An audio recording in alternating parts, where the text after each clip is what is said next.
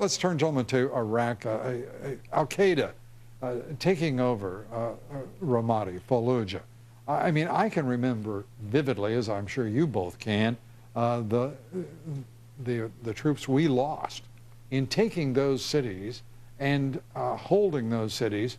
Ralph, I mean, it just doesn't make any sense that we have, even as we are leaving Iraq, not left a force strong enough, a government strong enough, a military strong enough to hold on to the Iraq that we left, al-Maliki. Well, again, politics.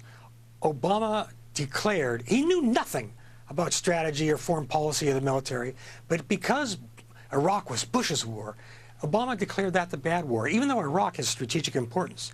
By default, Afghanistan becomes his good war, which he doesn't believe in either, but he pursues for political reasons.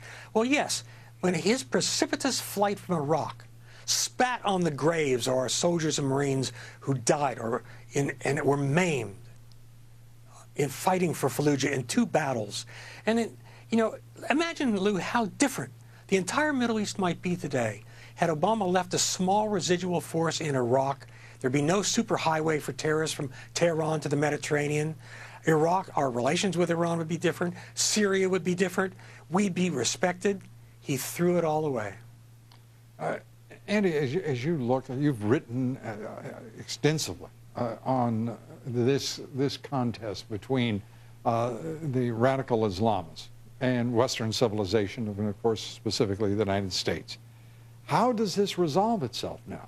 He's committed the United States to withdrawal.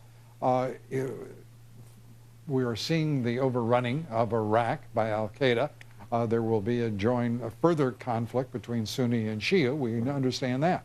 And now, as we leave, one almost could say abandons Afghanistan itself. What is the result of it all?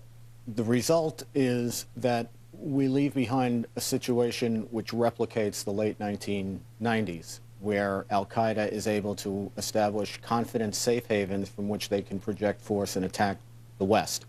And the big problem with Iraq, I think, is that it was incumbent not only on the current administration, but on the last administration to hammer home to the American people the real reason that we needed to be there, which had nothing to do with building Iraqi democracy. It had to do with preventing Al-Qaeda from projecting force.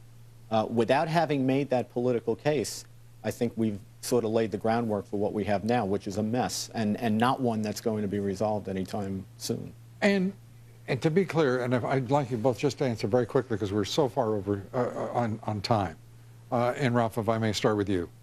Our Special Operation Forces, our troops are going to be in Afghanistan to protect U.S. interests as they are perceived by our civilian leadership and this president. It doesn't really matter whether or not the president of Afghanistan says that there will be a bilateral security agreement or not, does it? Well, it does matter because we have the pretense of legality.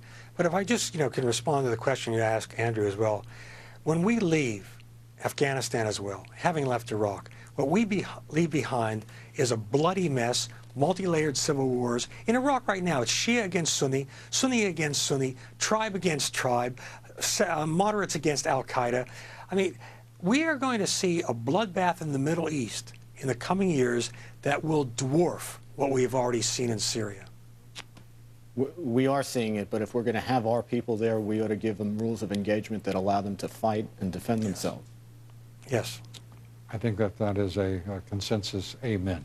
Thanks very much, Andrew McCarthy. Thank you. Thank you very much.